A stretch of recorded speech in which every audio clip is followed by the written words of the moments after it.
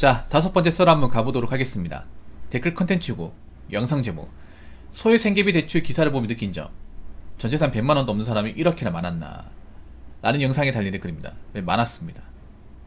야, 어떻게 살면 전재산 100만원이 없죠? 100만원. 물론 100만원 큰돈이긴 하지만 나이 먹었는데 내가 지금 전재산 100만원 밖에 없으면 이거 문제 있는 거죠. 문제가 많이 있는 거죠. 근데 그런 문제 있는 사람이 대한민국 지천에 많이 깔려 있다는 거예요.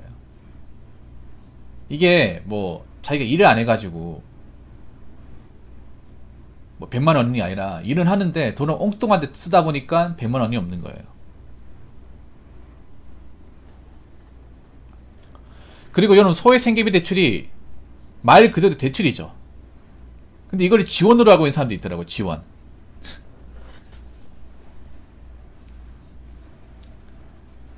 좀 머리 상태가 안 좋은 분들이 많다는 걸 이번에 느꼈습니다. 정말로. 사람 머리가 비어있는 사람들이 이렇게 많다는 것을, 이거를 지원으로 하고 있는 사람도 있더라고요. 여러분, 세상에 모든 대출은 반드시 갚아야 되는 의무가 발생하죠. 근데 갚을 생각이 없어. 아마 이거 대부분 못 갚을 거야 아마. 아니, 수익이 100만원도 없는 사람인데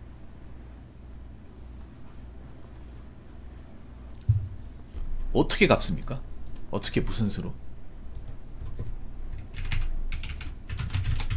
여러분, 소액 생계비 대출 이거는 아무나 해주는 게 아니라, 일단 연봉이 3,500 이하, 그리고 신용점수가 하위 20% 이하. 그러니까 거의 뭐 객관적으로 바닥이신 분들. 그럼 내가 이 대출을 받는다고 하면 난 정말 어떻게 보면 대한민국의 상태가 안 좋다, 난 바닥이든 사는 거다, 신용도가 바닥이다, 이걸 증명하는 게 돼버리는 거야 이게.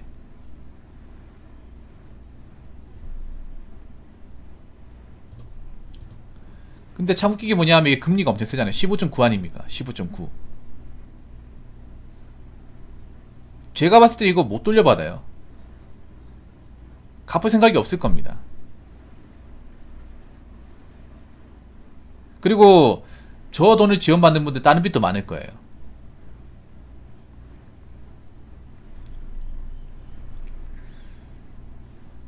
어떻게 보면 저 대출 받는 것을 좀 부끄러워해야 됩니다. 내가 나이가 먹었지만 수중에 정말 100만원도 없어가지고 이런 고금리 대출을 받는 거다.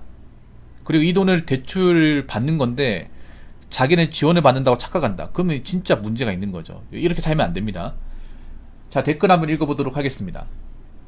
저희 집 원룸 운영 중입니다. 다름이 아니라 예전에 한 6년 전에 방세 안 주고 엄청 애먹이다가 겨우겨우 한 2달 손해보고 내보낸 지금 한 44살 정도의 노처녀가 있었어요. 대출 받을 때 저희 집으로 해놓고 우편이 엄청 쌓이길래 도대체 뭐길래 자꾸 법원 명령이 어쩌고 하는 건지 궁금하기도 하고 해서 어차피 본인이 없으니 문서 파기도 할 겸 내용을 봤어요. 내용이 아주 충격적인 게 원금 130만원인데 돈 빌리고 도망다녀서 지금은 원금이자 포함 880만원 되어 있더라고요. 저는 드디어 여자들의 맛통돈의 메커니즘을 깨달았어요. 이렇게 돈 사고 친 거를 남편 등골 빨아서 갚는다는 걸요. 저희 집 특수이긴 한데 차는 좋은데 타이어 못 갈아서 몇 달간 방치하기도 하고, 당연히 월세 제때 못 내고 쩔쩔매는 사람 꼭 한 명 정도는 있어요. 생각보다 가난보다는 인생을 살 때 대충 사는 사람들 좀 있는 것 같아요 라고 적어졌습니다. 굉장히 현실적인 얘기네요. 사실 원룸 사는 분도 많죠. 지금 제 방송 보는 분들 중에서도 원룸에 거주하시는 분들 많을 겁니다. 근데 사실 원룸이라는 게 뭐 혼자 살면 나쁘지 않은 공간이긴 하지만 불편한 공간인 게 맞죠. 불편한 공간. 왜냐하면 부족하잖아 이게. 원룸은 좁잖아요. 좁은데 그 좁디좁은 공간에 다 집어넣었잖아요. 그래서 공간이 비좁죠. 그리고 대부분의 원룸은 방음이 잘 안되죠. 그리고 그런 원룸 같은 공간에 오래 살면 사람이 좀 마음이 우울해져요. 불안해지고. 이 주거환경이 정말 중요하거든요. 내가 사람을 느낀 게, 저는 좁은 집을 좀 싫어해요. 그러니까 뭐 무조건 뭐 40평, 50평 이런 대형 평수에 말 얘기하는 게 아니라 원룸 같은 공간이 싫어요. 왜냐하면 그런데 딱 들어가면 사람 마음이 뭔가 있잖아요. 좀 작아져요. 제가 예전에 그 공무원 공부할 때 같이 공부했던 그 친구가 있었거든요. 동갑내기. 그 친구가 이제 경북대에서 고시원에 생활했어요. 그래서 한번 놀러 간 적이 있어요. 와, 진짜 그거 가면서 내가 좀 쇼크를 받았던 게 뭐냐면 2시간 정도 있었는데 말을 못해. 말을 못하고 종이에다 적어가지고 얘기하는데 와, 엄청 좁아요. 그 친구가 키가 컸거든요. 키가 컸는데 허리를 제대로 펴지도 못해. 그리고 말도 못하고, 그리고 정말 좁아. 이게 유튜브나 TV에서 고시원 볼 때보다 더 좁아 이게. 와, 그래서 잠깐 있어도 약간 사람 마음이 뭔가 메말라 간다는 느낌? 그걸 받았거든요. 아, 이래서 정말 주거환경이 중요하구나, 공간이 중요하구나, 그런 걸 느꼈습니다. 감옥이었어, 감옥. 내가 느꼈던 고시원의 느낌은 감옥이었어요. 감옥 간접체험이에요. 간접체험.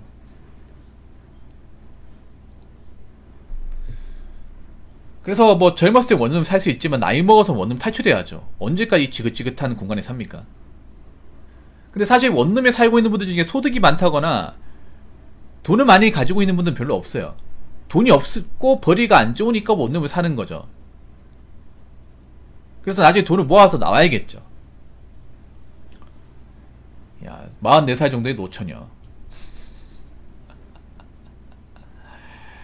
야, 그런 경우도 있다 들었어. 뭐냐 하면 집을 쓰레기장처럼 만들어 놓고 도망간 사람. 이것도 사실 남자도 있는데 남자보다 여자가 더 많다 그래요. 왜 여러분 특수청소 같은 거 있잖아요. 뭐 고독사 같은 현장도 청소하는데 어떤 게 있냐 하면 집 안에 개판을 만들어 놓고 월세 안 내고 도망간 거예요. 그래서 집주인이 강제로 개방해가지고 들어가니까 집이 완전 난지도죠. 사람이 도저히 살 수 없는 거예요. 냄새도 심하고. 그래가지고 집주인이 특수청소 이제 업체 불러가지고 자기 돈 내가지고 이제 청소하는 것도 있어요.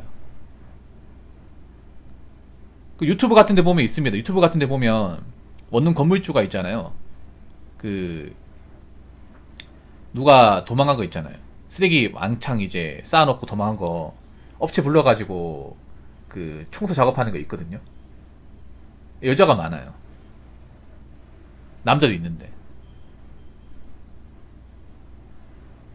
그리고 문제가 뭐냐 하면 그 원룸에 살고 있는 이제 세입자가 그걸 변상을 안 해요.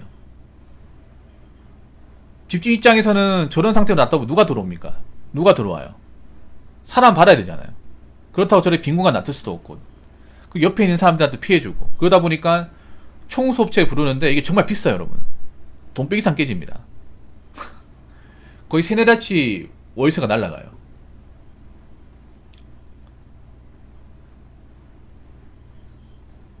그런 사람도 있다는 거야. 다 그렇다는 건 아니고. 와, 원기장품 880만원. 도대체 어떻게 살았길래? 야, 어떻게 살았길래? 그리고 그런 것도 있어요. 그러니까 반려동을 키웠는데 월세를 못 내서 자기 몸만 나와가지고 반려동을 간에 굶어 죽고 그런 것도 있습니다. 그것도 여자예요. 나 여자분들 반려동을 키우는 게 좋아 보이잖아. 언제부터 약간 선입견을 강하게 낍니다. 왜 그러냐 하면 보통 반려동을 키우겠다고 하면 내가 돈을 좀 번다거나 아니면 주거환경을 좀 갖춘다거나 그러나서 키우면 누가 뭐라 하지 않습니다. 그런데 그런 좁디 좁은 그런 원룸 같은데 거기다 벌이도 많지 않아. 근데 개고양이 키운다고 하면 개고양이 키우는데 돈 안 듭니까? 돈 들죠. 그리고 개고양이는 아프면 사람보다 병원비가 더 많이 들어요. 보험이 안 되니까. 자기 버는 돈으로 생활비도 겨우겨우 마련하는데 개고양이 키우면 솔직히 많거든요. 나 그게 정말 이해가 안 돼요. 그래놓고 자기가 이제 생활비 쪼들리고 월세 밀리고 하다 보니까 자기 몸만 이제 기준품만 챙겨서 나오고 그 고양이는 죽는 거예요. 개고양이 같은 경우. 그런 것도 있어요. 특수청소 보면.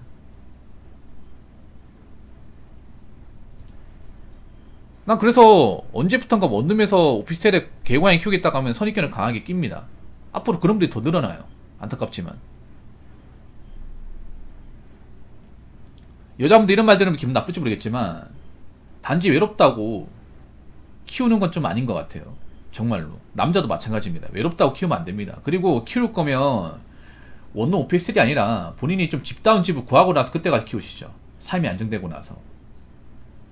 버는 것도 얼마 안 되고 모이는 것도 없는데 무슨 반려동을 키우겠다는 겁니까? 거기다가 반려동을 키우면 냄새까지 나잖아요. 집도 더럽힐 거 아닙니까?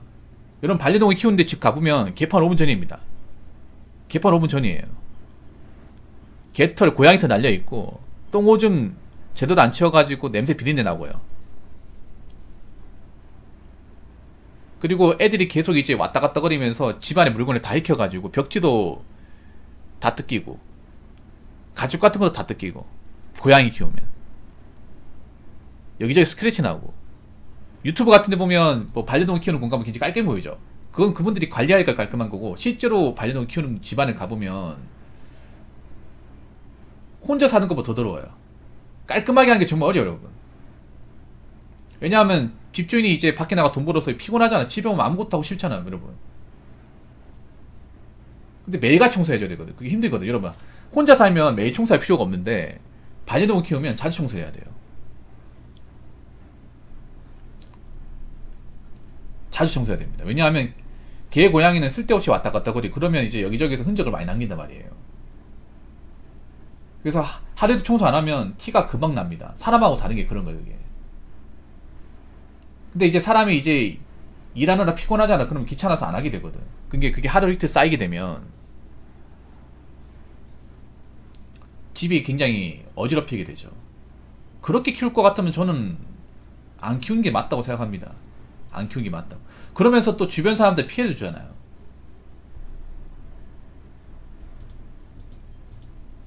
그래서 앞으로 원룸 건물주분들이 반려동을 키우는 분들 안 받게 할 거예요. 점점 가면 갈수록.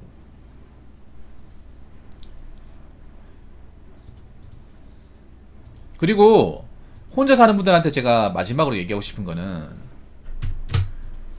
돈이 없으면 갖추고 살려고 하지 마십시오. 부족해도 어느 정도 만족하면 사십시오.